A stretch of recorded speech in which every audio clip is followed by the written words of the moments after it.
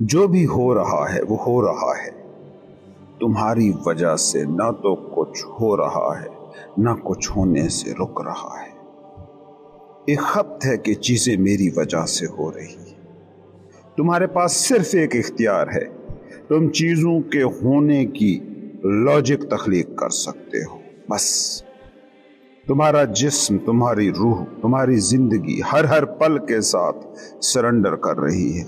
یہ by default surrender کے فن کی آشنا ہے، مگر تمہارے پاس ایک ٹول ہے، مائنڈ، جو ریزسٹ کرنا جانتا ہے، جو سرنڈر کرنا نہیں جانتا۔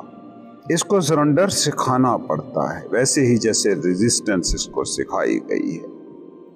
ایک صوفی کے پاس ایک نیا مرید پہنچا اور کہا، مرشد، مجھے اپنا آپ پانا ہے، مجھے سکون چاہیے۔ فقیر نے کہا، نہیں ملے گا، جو بھی تمہیں چاہیے وہ کبھی نہیں ملے گا، جو تم چاہتے ہو وہ کبھی نہیں مل سکتا، کیونکہ جو تم چاہو، جو بھی تم چاہ سکتے ہو، اس کائنات کی جو عظیم سے عظیم شے ہے جس کو چاہا جا سکتا ہے، وہ بطور زندگی تمہیں حاصل ہے، اور جو حاصل ہے اس کو پانے جاؤ گے تو ہمیشہ اس سے دور ہی جاؤ گے۔ کسی تک جانا ہو تو چل کر جایا جا سکتا ہے، خود تک پہنچنا ہو تو چلنا رکاوٹ ہے، جتنا چلو گے خود سے دور جاؤ گے۔ نوجوان مرید نے صوفی صاحب سے سنا تو کہا، ایسی مجھ میں کیا بات آپ کو نظر آ گئی کہ مجھے سکون کبھی نہیں ملے گا، اپنا آپ کبھی نہیں ملے گا؟ صوفی نے کہا، دیکھو، جب تک تو چاہے گا کہ سکون چاہیے، تب تک تو سکون نہیں ملے گا۔ اس خواہش کو ترک کر دو تو سکون تمہیں حاصل ہے ہی۔ بے سکونی خواہش سے جڑی ہے، اور تم اسی خواہش سے بے سکونی کا علاج ڈھونڈ رہے ہو، جس کی وجہ سے بے سکونی ہو رہی ہے۔ صوفی نے اس نئے مرید کو کہا کہ ہم نے بھی بہت عرصے تک چاہ کی ہے سکون کی، اور یہی جانا ہے کہ سب سے بڑی بے سکونی سکون کی چاہت میں چھپی ہے۔ ایک اور صوفی کا قصہ ہے بڑا سننے والا۔ اس کے پاس ایک شخص آیا، اس نے کہا، حضور، سب چھوڑ آیا ہوں۔ صوفی بولا، مہربانی کر اس کو بھی چھوڑا۔ وہ شخص بولا، لیکن میں نے سبھی کچھ ہی چھوڑ دیا ہے۔ صوفی نے کہا، اسے بھی چھوڑا، اتنا بھی بچانے کی کیا ضرورت ہے؟ صوفی یہ کہنا چاہتا تھا کہ جو چھوڑ کر آیا ہے وہ تو ابھی بھی باقی ہے۔ یاد رکھو، کچھ ہونا چاہتے ہو تو کچھ بھی نہ رہو۔ جیسے ہی تم کچھ بھی نہ بچو گے تو تم سب ہو جاؤ گے۔ ہے حصول آرزو کا راز ترک آرزو، میں نے دنیا چھوڑ دی تو مل گئی دنیا مجھے۔ سمجھو، خواہش ہزاروں روپوں میں حملہ کرتی ہے۔ خواہش انا کے سروائیول کا ٹول ہے۔ اگر تم بظاہر خواہشوں کو، صاف پکڑ میں آنے والی خواہشوں کو دبانا شروع کر دو گے تو اس سے خواہش مٹتی نہیں ہے، رقیق ہو جاتی ہے، سٹرر ہو جاتی ہے، ایسے روپ بھرتی جاتی ہے کہ جن کو تم پکڑ نہ سکو۔ کچھ نہ ہونے کا مطلب یہ نہیں ہے کہ تم جسم نہیں رہو گے، نہ اس کا یہ مطلب ہے کہ تمہارا دماغ کام نہیں کرے گا۔ کچھ نہ ہونے کا مطلب یہ بھی نہیں کہ تم نوکری نہیں کرو گے، نہ اس کا یہ مطلب ہے کہ تم دکان پر نہ بیٹھو گے۔ کچھ نہ ہونے کا مطلب یہ نہیں کہ فیکٹری نہ جاؤ۔ کچھ نہ ہونے کا مطلب بس اتنا سا ہے کہ جو بھی ہو اس پر راضی ہو جاؤ، حالات پر راضی ہو جاؤ، لوگ جیسے ہیں ان کے ویسا ہونے پر راضی ہو جاؤ، ملک جیسا ہے ملک کے ویسا ہونے پہ راضی ہو جاؤ۔ یہ ہے سرنڈر کا حقیقی مطلب۔ سرنڈر وہ حالت ہے کہ جس میں تمہارے دل میں کچھ بدلنے کی خواہش نہیں رہ جاتی۔ تم تجربہ کر کے دیکھ لینا۔ فرض کرو تم بے سکون ہو، بے چین ہو، اس بے سکونی کو، اس بے چینی کو مکمل طور پر قبول کر لو۔ اس سے بھاگو مت، اس سے ڈرو مت۔ تم دیکھو گے کہ اسی بے سکونی سے سکون کے جھرنے بہہ پڑیں گے۔ یہ دنیا بڑی انوکھی ہے، نیچر کے ڈھنگ بڑے الٹ پلٹ ہیں۔ पत्थरों से झरने बह पड़ते हैं, कांटों के बीचों बीच फूल खिल जाते हैं।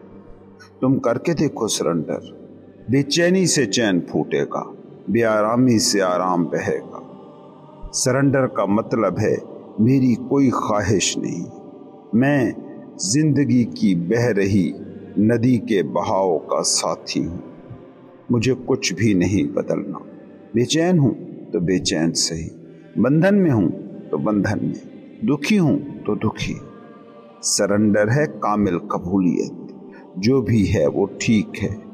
और जब तुम ये जान लेते हो कि जो है वो ठीक है, तो चीज़ों को, लोगों को, सिचुएशंस को बदलने की ख्वाहिश मर जाती है। और जैसे ही ख्वाहिश मरती है तो तुम वो हो जाते हो जो होने के लिए तुम बने हो।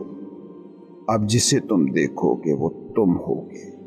तुम क्यों खुद को नहीं देख पाते, क्यों खुद को नहीं जान पाते? क्योंकि तुम कभी भी तो ख्वाहिश के नकाबों, जज्बात की लहरों से आज़ाद नहीं होते। हर बार तुम अपनी एक तस्वीर देखते हो जो तुम नहीं होते। तुम गुस्से में भरे बैठे हो। अब पूछो खुद से कौन हो तुम? तुम एक गुस्सीली शय होगे। तुम दुख में डूबे बैठे हो। अब पूछो खुद से कौन हो तुम? जवाब मिलेगा दुखी आत्मा। हर वक्त तुम किसी जज्बे की लहर में डूबे हो और हर जज्बा अपनी बुनियाद में ख्वाहिश है। काश ऐसा ना होता, काश ऐसा हो जाए। ये वो ज़मीन है जिसमें सारे जज्बे पैदा होते हैं। सरेंडर ये है कि जो मैं हूँ वो हूँ, इससे एक भी इंच इधर या उधर मैं नहीं हूँ, न हो सकता हूँ। जब तुम मुकम्मल सरेंडर करते हो, जब सब कुछ जैसा है वैसा ही कबूल करते हो, तो उस वक्त जो तुम्हारी स्टेट होती है वो तुम होते हो। बेसिकली इस वक्त पर तुम्हारा जिस्म, तुम्हारी रूह और तुम्हारा दिमाग, माइंड एक जगह पर होता है। और ये बड़ी एम्पावर्ड स्टेट है, बहुत बाइख्तियार हालत। सूफी और आम आदमी की जिंदगी का फर्क कोई बहुत बड़ा फर्क नहीं होता। दोनों एक ही तरह की सेटिंग में होते हैं, एक ही दोनों की अक्ल और जिस्म के तकाजे होते हैं। बस सूफी ग्रेसफुल सरेंडर का आर्ट सीखा होता है। वो कायनात में जिंदगी के बहाव के साथ बहता है, बेमुशक्कत जीता है। और आम आदमी पागलों की तरह जिंदगी के बहाव के मुखालिफ सिमत बहने की कोशिश करता रहता है। और यही इसका सारा दुख है। एक सूफी मिजाज बंदा ट्रेन में बैठा, उसके साथ सामान के 2 बैग्स थे। जब वो जाकर अपने डब्बे में अपनी सीट पर बैठ गया तो उसने अपने बैग उठाकर सर पर रख लिए। लोगों ने कहा, बाबा जी क्या कर रहे हो? सामान ऊपर रैक में रख दें, क्यों खामखा तकलीफ उठा रहे हैं? सादा लोहा आदमी ने जवाब दिया, मुझे अच्छा नहीं लग रहा कि मैंने किराया तो अपना दिया है और गाड़ी पर सामान भी रख कर सफ़र करूं। लोगों ने इसे वही कहा जो कोई भी कहता, तुम सर पर रखो या बोझ गाड़ी पर, दोनों ही सूरतों में वजन गाड़ी पर ही है। खैर, काफ़ी समझाने बुझाने के बाद उस सादा मिजाज आदमी ने सामान नीचे रख दिया और कहा कि मैं तुम सबसे माफ़ी चाहता हूँ।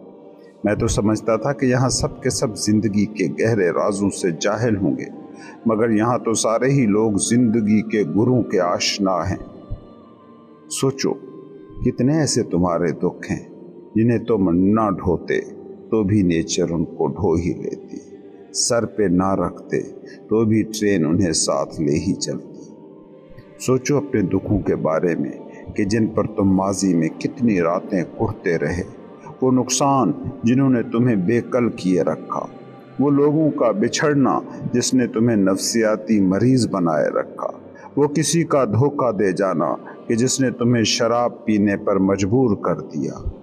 वो सारे दुख कहाँ हैं अब? कुछ भी तो नहीं रहे, लेकिन तुम आज भी कुछ ना कुछ लेकर बैठे हो। कितने तुम्हारे बोझ हैं जो जिंदगी उठा सकती थी, तुम्हें उन्हें उठाने की कोई भी ज़रूरत ना थी।